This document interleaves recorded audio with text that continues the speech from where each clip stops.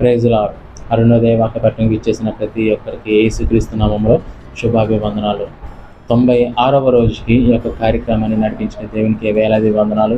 ఈ దినము అరుణోదయ వాక్యపట్నంలో హెబ్రీయులకు రాసిన పత్రిక 5వ అధ్యాయము 6వ అధ్యాయము దేవుని యొక్క వాక్యపట్నం చేద్దాం. ప్రార్థన చేసుకుని ప్రారంభించుకుందాం. ప్రార్థన. సర్వశక్తిమంతుడు, సర్వాధికారి, నిత్య నివాసి అయిన మా ప్రియ పరలోకపు తండ్రి, నీ నామానికి వందనాలు. ఈ దినము అరుణోదయ వాక్యపట్నంలో ప్రభావ హెబ్రీయులకు రాసిన పత్రిక 5-6 అధ్యాయం చదువుతుండగా మీ తోడికి సహాయం దయచేయమని అడుగుతున్న తండ్రి. ఈ యొక్క కార్యక్రమాన్ని వీక్షిస్తున్న ప్రతి బిడ్డను మీరు దర్శించండి. వారికున్న ప్రతి ఒక్క బలహీనతల నుంచి, వారికున్న ప్రతి విధమైన ఆటంకాల నుంచి విడిపించి వారికి విశ్రాంతి, సమాధానము, సంతోషము అనుగ్రహించమని అడుగుతూ మా ప్రియుడు రక్షకుడైన యేసుక్రీస్తు నామంలో ఈ ప్రార్థన సమర్పిస్తున్నాం. ఆమేన్. హెబ్రీయులకు రాసిన పత్రిక 5వ అధ్యాయము. ప్రతి ప్రధాన యాజకుడును మనుషులలో నుండి ఏర్పరచబడిన వాడై పాపముల కొరకు అర్పణలను, బలులను అర్పించుటకు దేవుని విషయమైన కార్యములు జరిగించుటకై మనుషుల నిమిత్తము నియమింపబడును. తాను కూడా బలహీనత చేత ఆవరింపబడి ఉన్నందున అతడు ఏమీ తెలియని వారి ఎడలను, త్రోవ తప్పిన వారి ఎడలను తాలిమి చూపగలవాడై ఉన్నాడు. ఆ హేతువు చేత ప్రజలు కొరకే లాగో అలాగే తన కొరకును పాపముల నిమిత్తము అర్పణము చేయవలసిన వాడై ఉన్నాడు. మరియు ఎవడును ఈ ఘనత తనకు తానే వహించుకొనడు గాని అహరోను పిలువబడినట్టుగా దేవుని చేత పిలువబడిన వాడై ఈ ఘనత పొందును. అటువలే క్రీస్తు కూడా ప్రధాన యాజకుడవుటకు తన్ను తానే మహిమపరచుకొనలేదు గాని, నీవు నా కుమారుడవు, నేను నేడు నిన్ను కని ఉన్నాను అని ఆయనతో చెప్పిన వాడే ఆయనను మహిమపరచును. ఆ ప్రకారమే నీవు మెల్కీసెదెకు యొక్క క్రమము చొప్పున నిరంతరము యాజకుడవై ఉన్నావు అని మరొక చోట చెప్పుచున్నాడు. శరీరధారి అయి ఉన్న దినములలో మహారోదనముతోనూ కన్నీళ్లతోనూ తాను మరణము నుండి రక్షింపగలవానికి ప్రార్థనలను, యాచనలను సమర్పించి భయభక్తులు కలిగి ఉన్నందున ఆయన అంగీకరింపబడెను. ఆయన కుమారుడై ఉండియు తాను పొందిన శ్రమల వలన విధేయతను నేర్చుకొనెను. మరియు ఆయన సంపూర్ణ సిద్ధి పొందిన వాడై మెల్కీసెదెకు యొక్క క్రమములో చేరిన ప్రధాన యాజకుడని దేవుని చేత పిలువబడి తనకు విధేయులైన వారికి అందరికీ నిత్య రక్షణకు కారకుడాయెను. ఇందును గూర్చి మేము చెప్పవలసినవి అనేక సంగతులున్నవి కానీ మీరు వినుటకు మందులైనందున వాటిని విషాదపరచుట కష్టము. కాలమును బట్టి చూచితే మీరు బోధకులుగా ఉండవలసిన వారై ఉండగా దేవోక్తులలో మొదటి మూల పాఠములను ఒకడు మీకు మరలా బోధింపవలసి వచ్చెను. మీరు పాలు త్రాగవలసిన వారే గాని బలమైన ఆహారము తినగలవారు కారు. మరియు పాలు త్రాగు ప్రతివాడును శిశువే గనుక నీతి వాక్య విషయంలో అనుభవం లేనివాడై ఉన్నాడు.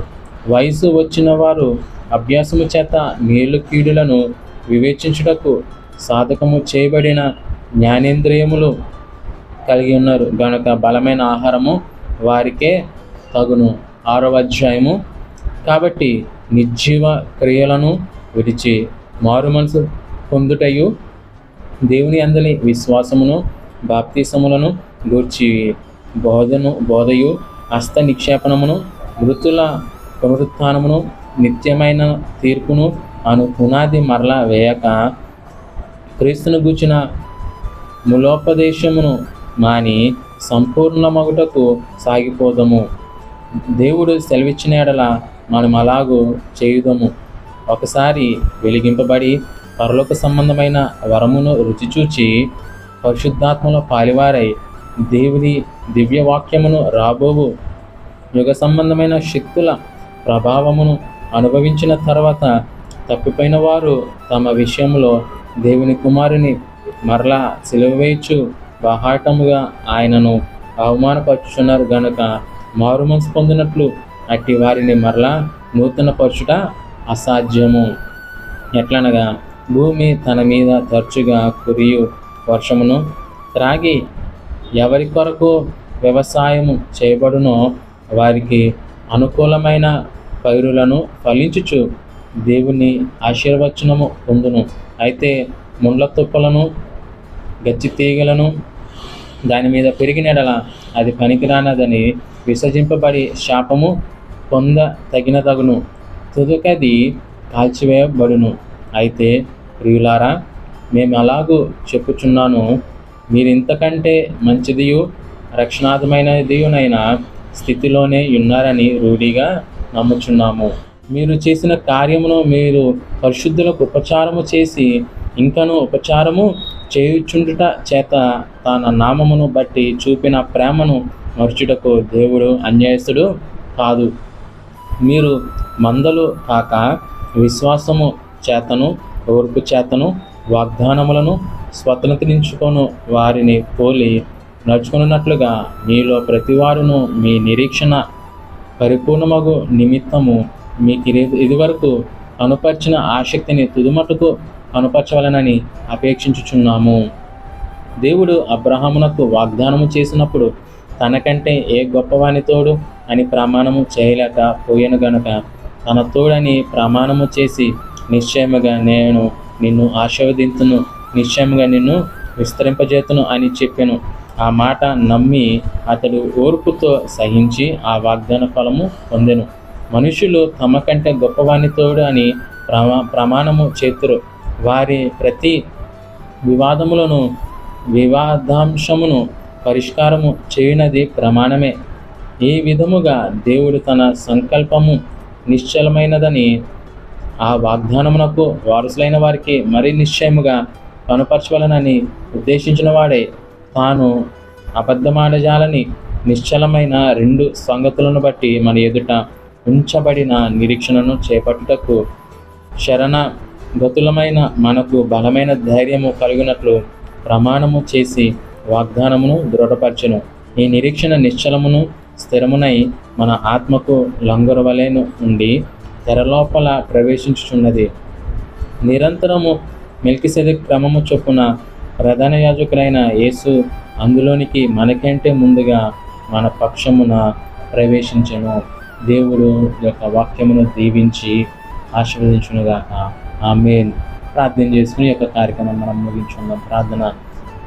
మమ్మల్ని మిక్కిలిగా ప్రేమించిన మా ప్రియ పరలోక తండ్రి, నీ నామానికి వందనాలు. ఈ దినము అరుణోదయ వాక్యపట్నంలో హెబ్రీయులకు రాసిన పత్రిక 5-6 అధ్యాయం చదవడానికి ఇచ్చిన ఒక గొప్ప స్తోత్రము తండ్రి. ఈ దినమంతయు మమ్మల్ని ప్రభావం మీ పరిశుద్ధాత్మ చేత నడిపించమడుతూ మేము ఏ విధమైన పాపంలో పడిపోకుండా, ఏ విధమైన చూపుకి కావచ్చు, మాటకు కావచ్చునైనా, చేష్టల్లో కావచ్చునైనా, ఏ విధంగా దాంట్లో కూడా తప్పిపోకుండా మీకు మీ మాటలను జ్ఞాపకం చేసుకుంటూ ప్రార్థన చేసుకుంటూ దేవా ఈ దినము మీతో గడిపే కృప మాకు అందరికీ దయచేయండి. సమస్తమును మీ చేతులుగా అప్పగించుంటూ మా ప్రియుడు రక్షకుడైన యేసుక్రీస్తు నామములో ఈ ప్రార్థన సమర్పిస్తున్నాం తండ్రి. ఆమేన్. అందరికీ వందనాలండి.